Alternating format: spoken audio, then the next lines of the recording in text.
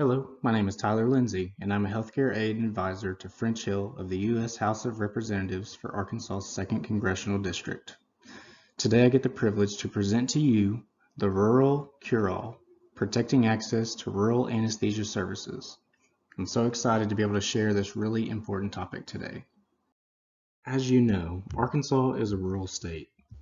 There are over 1,100,000 Arkansans that live in rural areas. That makes up 36.6% of the state's population. And right now, there are 28 critical access hospitals all across the state that serve these rural communities.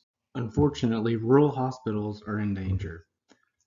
163 rural hospitals have closed since 2010, and 673 rural hospitals are at risk for closure in the U.S. Cost reduction has become a priority, and the impact of COVID-19 has resulted in furloughs, reduced hours, and terminations. So, why is this an issue? If this trend doesn't stop, 11.7 million Americans are at risk for losing access to local health care. Almost 100,000 healthcare workers would be without employment, and $277 billion would be lost in GDP. On the national level, 77% of rural counties have a shortage of primary health care professionals, and 9% have zero physicians. There's more poverty, more chronic disease, and more uninsured in rural areas. Rural trauma victims must travel nearly 2 times the distance to get emergency care. This is true for Arkansans as well. 8.5% of Arkansas residents lack health insurance.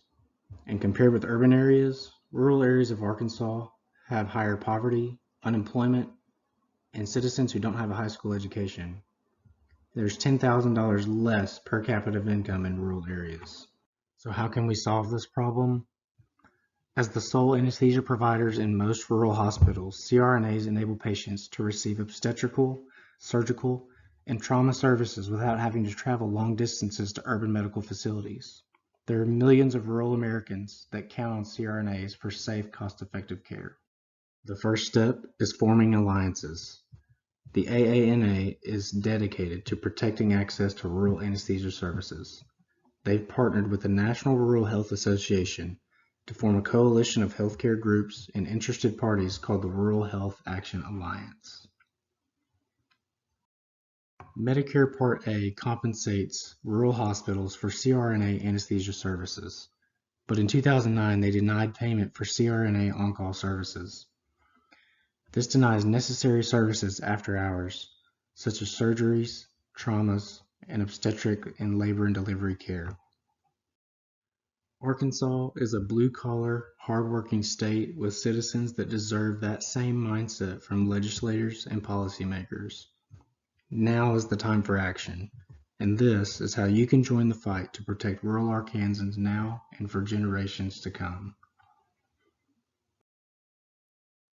Co-sponsoring the Rural Hospital Support Act, H.R. 1887, increases Medicare payment to rural hospitals such as sole community hospitals and Medicare-dependent hospitals.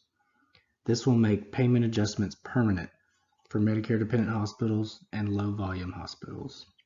Co-sponsoring the Critical Access and Rural Equity Act, or CARE Act, would restore Medicare Part A payments for CRNA on-call services.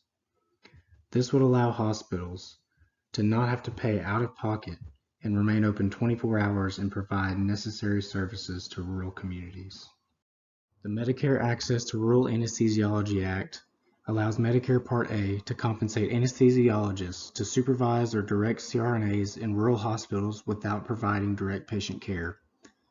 Opposing this bill would save unnecessarily spending approximately 3 times the cost as it takes for a CRNA. And finally, urge Governor Hutchinson to opt out of supervision requirements of CRNAs. This is the last step and only requires his signature. Opting out would maximize the CRNA workforce and increase access to safe and affordable anesthesia care in all areas of Arkansas, rural and urban. Lance Ogle talks about his experience as a CRNA at a rural hospital in Forest City. He says the closest level 1 centers are 50 to 90 miles away. It's a big benefit for CRNAs to be able to provide services here. CRNAs are the sole providers. We could be the only anesthesia providers in a 3 or 4 county area. He also says that sometimes patients' ability just to get transportation to rural facilities is difficult, much less go someplace far away. He says we're almost 100% of the rural anesthesia care in the state of Arkansas. We're there all the time and we do a good job. People here in our state rely on us.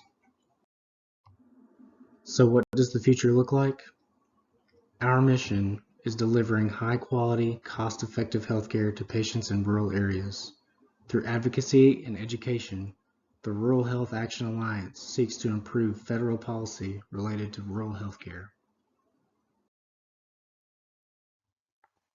Our vision for the future is simple: inviting key stakeholders such as patients, providers, or anyone interested to come together to help solve these issues and ultimately advocate for federal laws and policies that will benefit rural areas.